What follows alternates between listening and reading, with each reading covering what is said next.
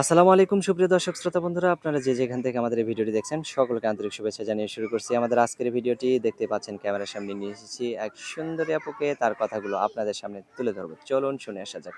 আসসালামু আলাইকুম আপু, ওয়ালাইকুম সালাম। কেমন আছেন আপনি? আছি, আল্লাহ রাখছে আপনার নাম আলহামদুলিল্লাহ। কি আপু? স্বপ্না।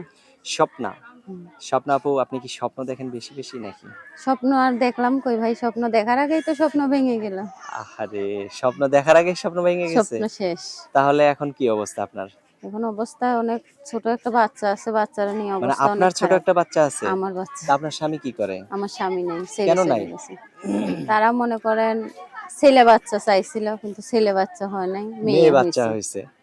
মেয়ে এই হওয়ার কারণে কারণে এই কারণে এখন স্বামীর সংসার করতে পারেন নাই। না, স্বামী আপনাকে ডিভোর্স দিছে নাকি আপনি চলে আসছেন? স্বামী ডিভোর্স দিছে, মানে তারা আমারে আর রাখবে না। আমি অনেক ভাবে থাকার জন্য চেষ্টা করছি, কিন্তু তারা রাখছে না। তো এখন কি করতে চান আপনি? এখন আমি চাই যে একটা এমন মানুষ যে কোনো সময় ছেলে মেয়ের তফাৎ করবে না, তার কাছে দুটোটাই সমান হবে। আর আমার আচ্ছা। বাচ্চাটারে নিজের ছেলে মেয়ের মতন মানুষ করতে পারবে, মানে নিজের বাচ্চার মতো সে হ্যাঁ, যাতে দেখশুন করে এইরকম একটা মানুষ মানুষ আপনি চাই। চান।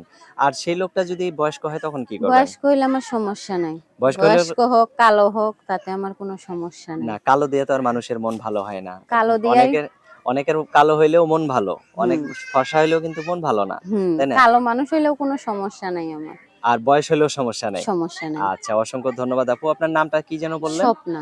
স্বপ্না। স্বপ্না আপু বেশি বেশি স্বপ্ন দেখতেন, এজন্য স্বপ্ন ভেঙে গেছে। আশা ভরসা বেশি করতেন, এজন্য আশা ভরসা শেষ। তো এখন যাই হোক, আল্লাহর রহমতে আপনি যদি সেরকম একজন মানুষ পেয়ে যান, তাকে কখনো কষ্ট দিবেন? না, সত্যি কষ্ট দিবেন না? কোনো কষ্ট দেব না। তারাই আচ্ছা আমার, মনে করেন যতটুকু আছে আমার, ততটুকু দিয়ে আমি তারে ভালো রাখার চেষ্টা করব।